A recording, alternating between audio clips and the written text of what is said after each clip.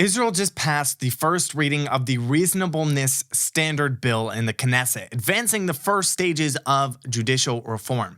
In response, the Biden administration called on Israel to respect the right of peaceful assembly, after saying that they are trying to keep Israel from going off the rails. Thousands of protesters also took to the streets to demonstrate. They blocked roads across Israel and demonstrated at the Ben-Gurion Airport and additional locations on Tuesday, calling it a day of resistance and disturbance. In Herzliya, the protesters, or as some are calling them, anarchists, set up tents and burned tires in the middle of the HaSira junction. Hundreds of demonstrators gathered in front of the court in Haifa, and in Rehovot, around 2,500 protesters gathered at the park junction. Additional protests were also planned throughout the day in dozens of other cities, towns, and junctions. These protesters claim that they are protesting for democracy, but the judicial reform is actually pushing democracy forward. So the question is, why are they protesting? We're going to get into that and a lot more here on today's show. I'm Justin, and this is the Israel Guys.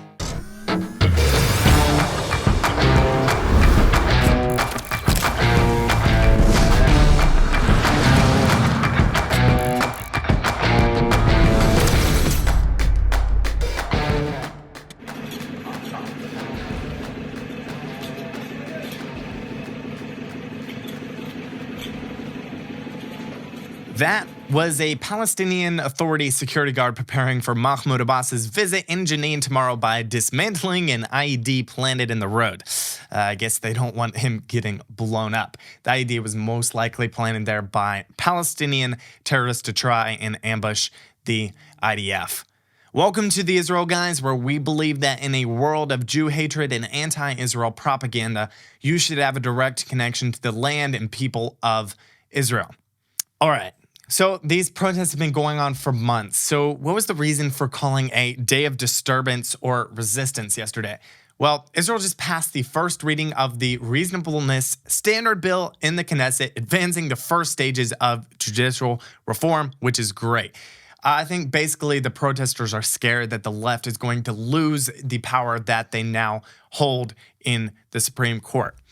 The Jerusalem Post definition of the Reasonableness Standard Bill is this, quote, an amendment to basic law, the judiciary that would block Israel's courts from applying what is known as the reasonableness standard to decisions made by elected officials. The reasonableness standard is a common law doctrine that allows for judicial review against government administrative decisions that are deemed beyond the scope of what a responsible and reasonable authority would undertake. Now, I know we've covered the proposed judicial reforms many times here on the show already, but I wanted to give a quick, or maybe not so quick, recap. So the judicial reform plan aims to curb the Supreme Court's influence and authority over lawmaking and public policy. As it is set up right now, the Supreme Court has basically no checks and balances, even down to being able to repeal basic laws, which is Israel's version of a constitution. The judicial reform plan is composed of a few main parts.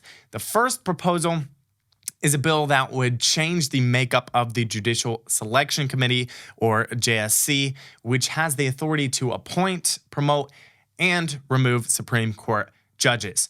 Right now, the JSC is composed of 9 members, the ministers of justice, and an additional government minister, the president of the Supreme Court, and 2 additional Supreme Court judges, 2 representatives of the Knesset, the Israeli parliament, and 2 representatives of the Israeli Bar Association. Over the years, many Israeli politicians have criticized what they call the friend brings a friend cycle, claiming that current judges have too much influence in the selection of new members of the court and in essence are able to appoint themselves or at least easily veto any candidates they want to. Owing to this, the reform bill proposes to change the selection committee in a way that would give the government a permanent majority in the JSC and thereby more control over the selection of future judges. Another issue is that of Knesset override. The proposed changes that they're bringing forward would allow the Knesset to overrule a decision made by the Supreme Court with a simple majority, 61 out of the 120 members. Even though the protests against judicial reform claim that the reforms would, in their words, end democracy in Israel, in my view, all of the reforms, and this one specifically, are aimed at taking power from a small group of unelected and virtually unaccountable elites and returning it to the Knesset, which is directly voted in by the people, in effect giving the people more say in the government, which is the whole point of democracy, right? I mean, that's what I think. One of the more controversial and yet, in my opinion, one of the most important issues is the issue of judicial review and the reasonableness standard.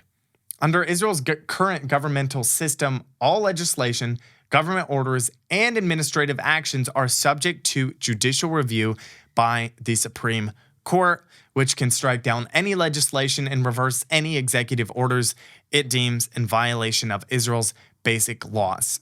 Pair this with the reasonableness standard, which allows the court to judge a case based on its unreasonableness, whatever that's supposed to mean, and you've got a prime recipe for judicial supremacy and, dare I say it, dictatorship.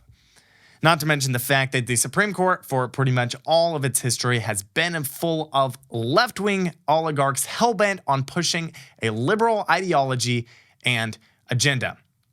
Now, although all these proposals, along with a few others that we don't have time to get into, sound pretty reasonable maybe to us, it hasn't stopped the left from staging massive protests across the state of Israel. We actually did a show back in March where we went down and visited one of the protests in Tel Aviv, asking people if they knew what they were protesting about. Spoiler alert, most of them had no clue what the reforms actually entailed and were either there for social justice causes like ending the illegal occupation, we even saw a communist flag, or had some vague notion of a danger to democracy and anti-Netanyahu sentiments. Guys, we'll be back with the rest of the show, but first, our friends at Blessed by Israel ship the beautiful products of small businesses and families from Israel's heartland to people all around the world. You can now buy the wonderful tastes, smells, and goodness of the Promised Land. Check out the amazing extra virgin olive oil, savory spices, cosmetics, hand creams, soaps, lotions, chocolate, coffee, and much more. The best part about this is that at the same time as you enjoy the goodness of the land of Israel, you are also blessing the faithful pioneers who are restoring and rebuilding Judea and Samaria. That's right, your purchases are an effective way to contribute to the strengthening of Israel. So head over to blessedbyisrael.com to buy the wonderful products of Israel's heartland and support the pioneers of Judea and Samaria. Again, that is blessedbyisrael.com. That's blessedbyisrael.com. The link is in the description below. Guys, don't forget to subscribe here on YouTube. Do your part to help us reach millions with the truth of what is actually going on here in Israel. Also, go give us a follow on our other social media platforms on Facebook, Instagram, Twitter. Also, join our new breaking news WhatsApp group, the Israel Guys Breaking Updates. The link for that will be in the description below. So, throughout the protests yesterday, the police arrested a total of 73 people. Not for protesting, because that's a basic right that everyone has, but because they were violating public order. Blocking highways and trying to shut down the airport is crossing the line of their right to protest. As of this report, 45 of the protesters have already been released. Overall, the police did, I think in my opinion, they did a great job keeping the protest under control and not allowing the country to shut down, which was what the protesters were trying to do. There were several clashes with the police when the protesters attempted to block the highway, and they did have to use water cannons against the protesters, as you can see in this video here.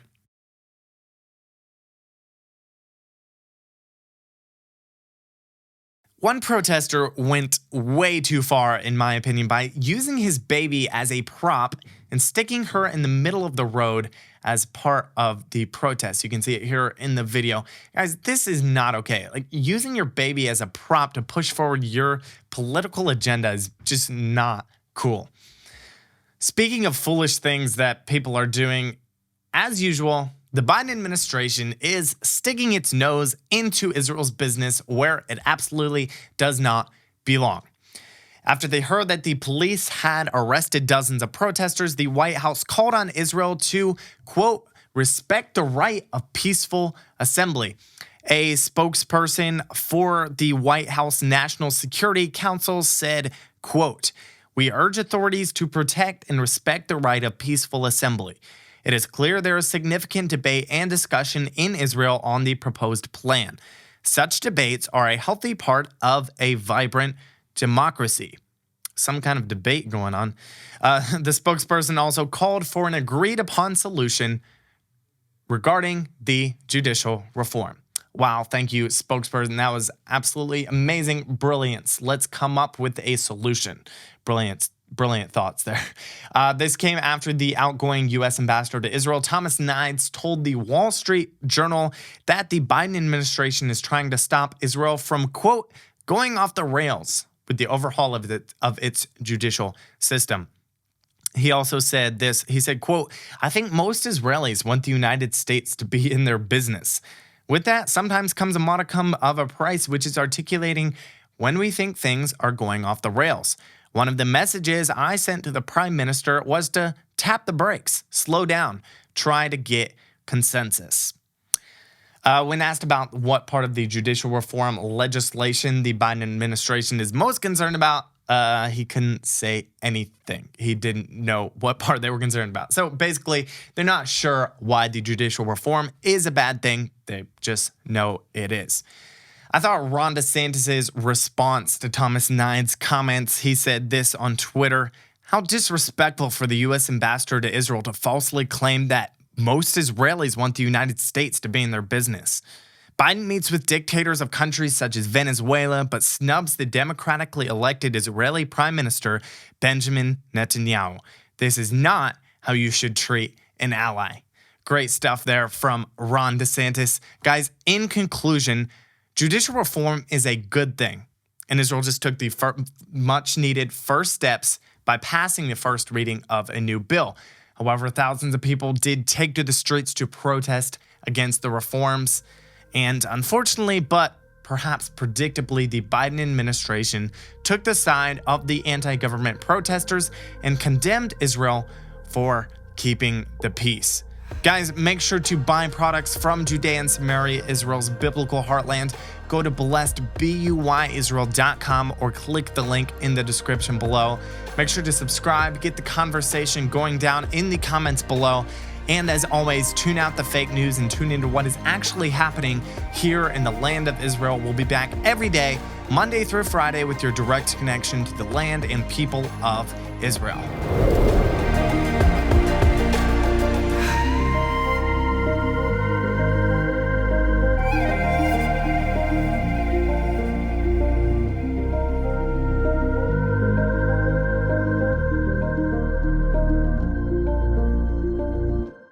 We've found that coming to Israel on a volunteer program allows you to connect to the land and people in a much deeper way than your typical Israel tour. That doesn't mean that tours don't have their place, though. The Heartland Experience is the only Israel tour we know of that focuses exclusively on Jerusalem, Judea, and Samaria, Israel's biblical heartland. It's also unlike any Israel tour you've ever heard of. We go to places where most tour buses don't and veer off the beaten track to meet the pioneers that live here and visit the out-of-the-way places spoken of in the Bible, but where most tours don't go. That doesn't mean you don't get to participate in volunteer service, though. We take a few days each trip to serve the land and people through a meaningful volunteer service project. This could mean planting trees in Samaria or assembling packages for widows and orphans in Jerusalem. Our next Heartland Experience trip is November 27th through December 10th, and spots are filling up fast. To find out more information and register, visit serveisrael.com/volunteer or click the link in the description below. The Heartland Experience is 2 parts tour and 1 part volunteer program, while 100% a biblical Heartland experience. You don't want to miss it. Visit serveisrael.com/volunteer or click the link below for more information.